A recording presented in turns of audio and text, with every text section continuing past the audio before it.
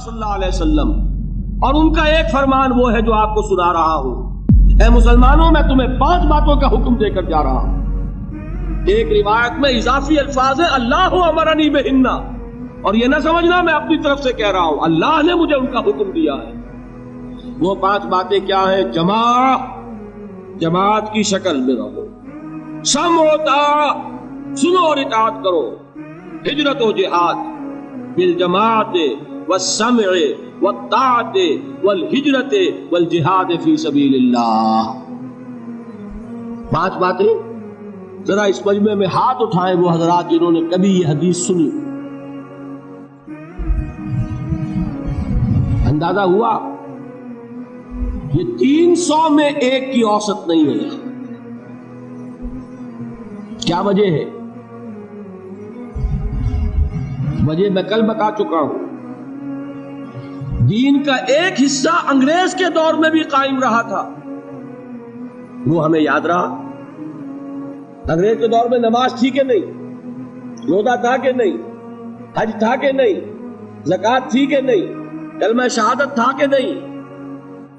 زیادہ یاد ہے؟ اور دین کا غلبہ تھا کہ نہیں؟ نہیں، غلبہ دین کے تقاضے یاد نہیں۔ سیدھی سیدھی بات ہے، 200 برس ایک شے ہے ہی نہیں، اس کا نتیجہ تو یہی نکلے گا، کیونکہ یہ تقاضے ہیں غلبہ دین کی جد و جہد کے۔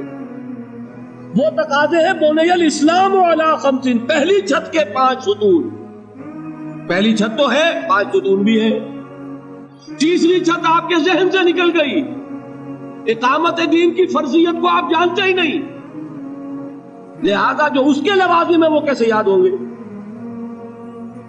میں نے لکھا بھی ہے کئی تقریروں میں، کیسٹوں میں شاید سنا بھی ہو، یہ واقعہ میرے ساتھ پیش آیا۔ یہ حدیث بہت عرصے کے بعد مسلمانوں کو یاد دلائی تھی مولانا ابوالکلام آزاد مرحوم نے۔ پھر اس حدیث کو کوٹ کیا مولانا ابوالعلا مودودی نے۔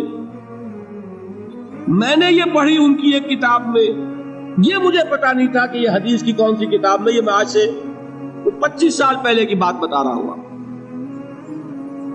مجھے چاہیے تھی سند کہ یہ حدیث اگر ہے تو کس راوی کی روایت ہے، کون سی کتاب میں ہے۔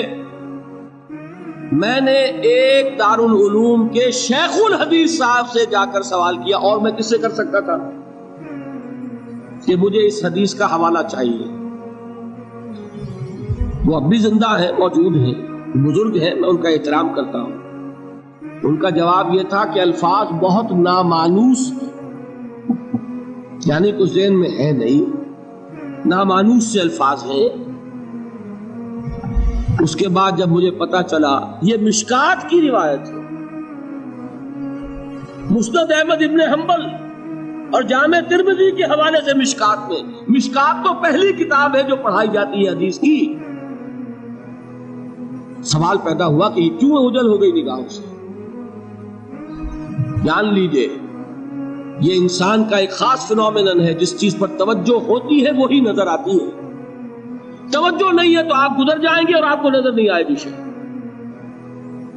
آپ کسی اور خیال میں ہیں، آپ کے سامنے سے کوئی گزر جائے گا، آپ کو نظر بھی نہیں آئے گا کوئی گزر جائے گا۔ یہ معاملہ ہوا حضرت عثمان کے ساتھ۔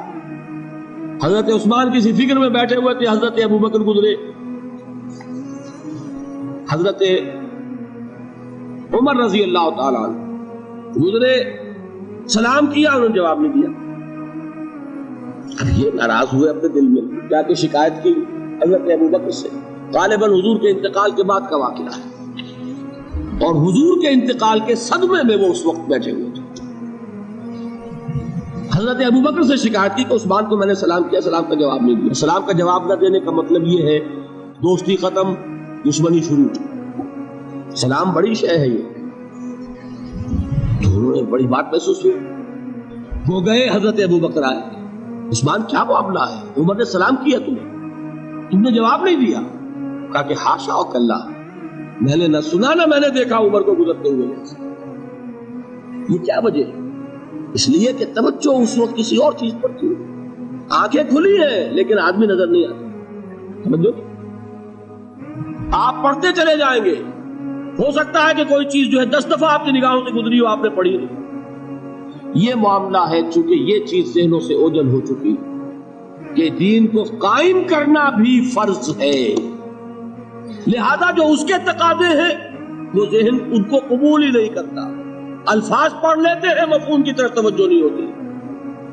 یہ تقاضے اقامت دین کے بالجماعت والسمع والطاعت والہجرت والجہاد فی سبیل، جماعت لازم، جماعت بھی ڈھیلی ڈھالی نہیں، 4 آنے کی ممبری والی نہیں، بلکہ بڑی مضبوط جماعت، ڈسپلن جماعت، سم و طاعت والی جماعت۔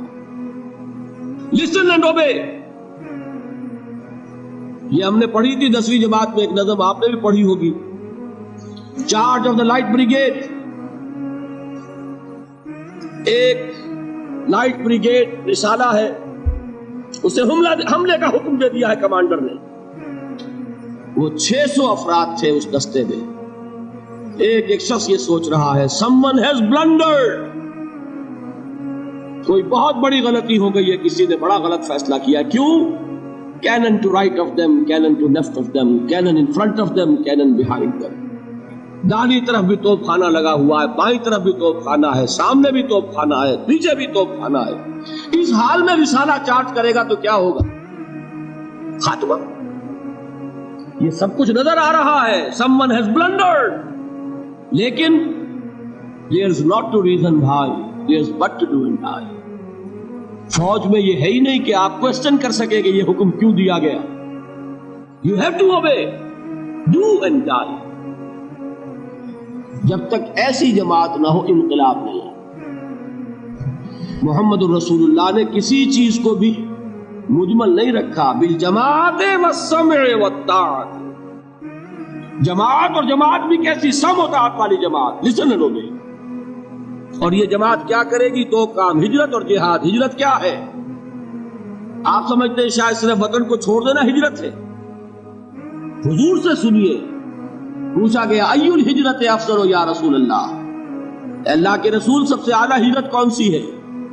کیا جواب دیا؟ ان تہجر ما کرہ ربک، کہ ہر اس چیز کو چھوڑ دو جو تمہارے رب کو پسند نہیں ہے۔ حجر کے معنی تعلق ختم کرنا، ہر اس چیز کو چھوڑو جو تمہارے رب کو پسند نہیں۔ ہاں، اس کی نیت رکھو کہ اللہ کرے کہ وہ وقت آئے کہ خالص دین کے غلبے کی جد و جہد میں گھر بار، اہل و عیال، مال و متال اور اپنے وطن کو چھوڑ کر نکلنا پڑے، یہ ہجرت سب سے اونچی ہجرت ہو جائے۔ شروع کہاں سے ہوئی؟ رشوت لے رہے تھے، آج فیصلہ کیا نہیں لوں گا، ہجرت شروع ہو گئی۔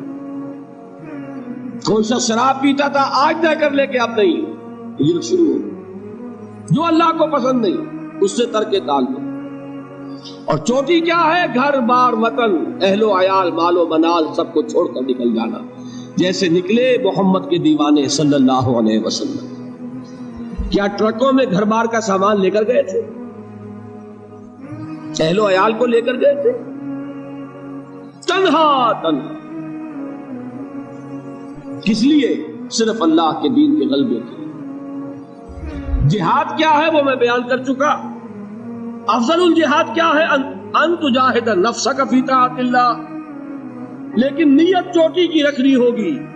حضور نے فرمایا جو مسلمان مرا اس حال میں کہ نہ اس نے اللہ کی راہ میں کبھی جنگ کی، نہ جنگ کی خواہش رکھی، نہ اس کے دل میں شہادت کی آرزو تھی، فقد مات علی شعبۃ من النفاق، تو وہ ایک قسم کے نفاق پر مرا ہے، ایمان پر نہیں مرا۔